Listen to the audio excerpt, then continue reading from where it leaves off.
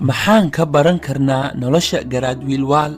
garaad wiilwaal wuxuu qarnigii 19aad bilowgeedii ka soo ifbaxay galbeedka Soomaalida gaar ahaan Jigjiga.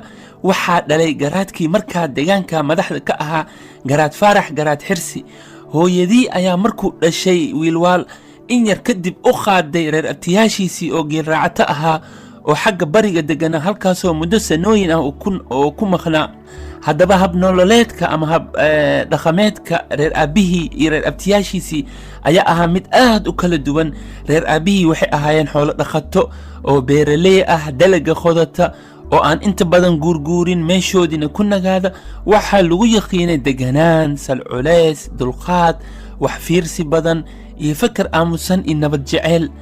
balse reer abtiyaashiisii waxay ahaayeen wiilwaal xoolo raacato gurguura oo firfircooni dheeraad ah leh, muran, indha adeeg, dhirif iyo gacantoo ka soo horeysana lagu yaqiinay, ayagoo ku mahmaahi jiray dagaal guntahagu ka dhashaa. wiilwaal oo geeljirnimo ku soo barbaaray ayaa reer aabihii ku soo noqday. maadaama uu yahay inankii garaadka ayaa daymo siyaado ah loo yeeshay, oo wiilwaal wuxuu noqday qof wiilasha kale oo deegaanka deganaa ka dhiiran, ka aftahansan, oo ka dagaalyahansan. asagoo 15 jir ayuu abaanduulo noqday.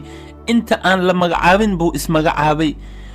si kastaba ha ahaatee, wiilwaal markuu 40 sano gaaray oo ayaa wuxuu nolosha khibradeedii iyo wuxuu ka bartay colaadii iyo dagaaladii ayaa gunaanadkiisii wuxuu ahaa waxyaabaha lagu dhameeya nabadda iyo sulxa ay ka fiican tahay in colaada ama gacanka hadalka. mahmahadiisii caanka ahayd rag waday oo waayay waxay walaalow ku dhaamaan. taasna ka Soomaali ahaan waxaan ka baran karnaa in wax walba oo anaga oo iska hor imaad ah ama uu jiro inaan sulx iyo nabad ku dhamayno, maxaa yeelay waa mar walba barbardhacay ku dhamaanaysaa.